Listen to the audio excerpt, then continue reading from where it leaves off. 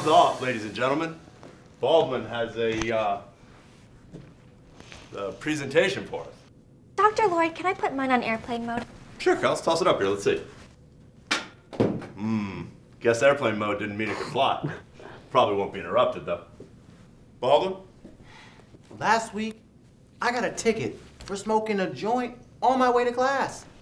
I mean, on my way home from class. My arrest was part of an unjust and economically unsound war on drugs. Young man, your topic was the military-industrial complex, not the war on drugs. But they're the same thing, Professor. See, the war on drugs is a supply-side war. The government and law enforcement work primarily to deter the efforts of drug dealers. They raid their operations and seize their products, trying to control the black market. I think you mean the African-American market. Kelsey, the black market is an underground economy where contraband goods are sold and traded illegally. Oh, black market it is then. The government hopes that by stopping the use of drugs, things will be great, but demand for drugs is inelastic. According to the laws of supply and demand, as supply goes down, inelastic demand doesn't change much. So now dealers can charge higher prices for their drugs because of scarcity. The cops should be fiercer in their raids. They should take these people out completely.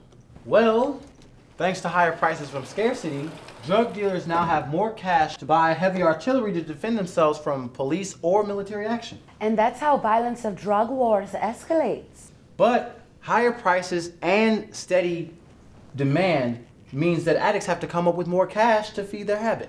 And that's how crime related to drugs escalates. People start stealing to feed their high, so now we're left with less drugs, but richer drug dealers and more crime. But how is that the military-industrial complex? That term came from Dwight Eisenhower, who warned about an economy funded with war. Ike said, only an alert and knowledgeable citizenry can compel the proper meshing of the huge industrials and military machinery of defense with our peaceful methods and goals so that security and liberty may prosper together. He's talking about defense spending. What's that have to do with the war on drugs? Stopping drug dealers is an industry fueled by violence and suffering. We spend $51 billion a year on this failed war. Does MacGuffin State Campus Police really need a tank?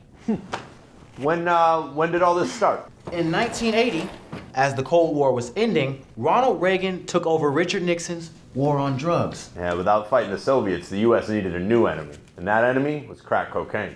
The crack epidemic put everyone in a frenzy, and then tax dollars flooded to anti-drug efforts. It was also a war on young black folks. Penalties for crack cocaine were 100 times stricter than penalties for powdered cocaine, which was most commonly used by white Wall Street types.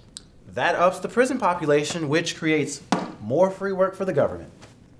Very good, Baldwin.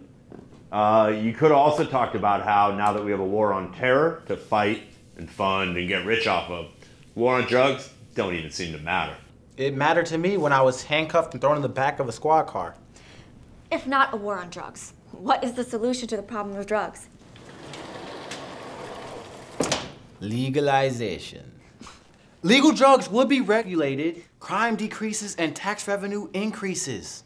I mean, legalizing pot alone would cut law enforcement costs by almost $9 billion and allow $9 billion more for increased tax revenue. Yeah, this country could use $18 billion. And that's not even to mention pot industry. I mean, growers, eye drop makers, junk food companies, all stand to profit. But what about the effects on society? Drugs make people crazy. In London, they teach us we evolved from apes and that our brains grow gargantuan very fast. And no one knows why. Some people believe the apes ate psychedelic mushrooms and the magic in the fungi made their brains expand.